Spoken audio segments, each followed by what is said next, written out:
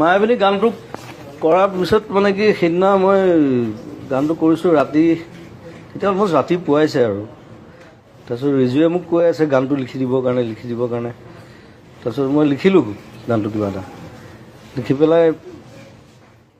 তাৰপিছত ৰিজুক দিলোঁ ৰিজুৱে পেণ্টৰ পকেটত ভৰাই থ'লে পেণ্টটো ধুই দিলে সেইটো চিনেমাখনত দেখুৱাই হৈছে তো 4 দিনমান পিছত ৰিজুৰ লগত আকৌ লগ হ'লোঁ তাৰপিছত ৰিজুক ক'লোঁ বোলো এই গানটো ক'ত সেইদিনা যে লিখি দিছিলোঁ ৰিজুৱে ক'লে পেণ্টটো ধুই দিলে নহয়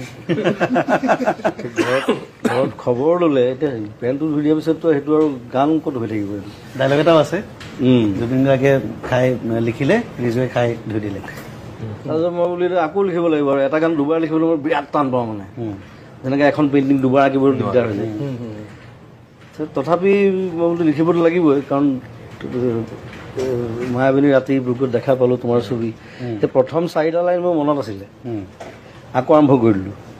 আৰম্ভ কৰি তাৰপিছত পিছৰখিনি লিখিলোঁ লিখি পেলাই তাৰপিছত ডাব চাব কৰি আৰু তেনেকৈ জন্ম হ'ল গানটো আকৌ কিন্তু পিছৰবাৰ চাগে বেছি ভালহে হ'ল লিখাটো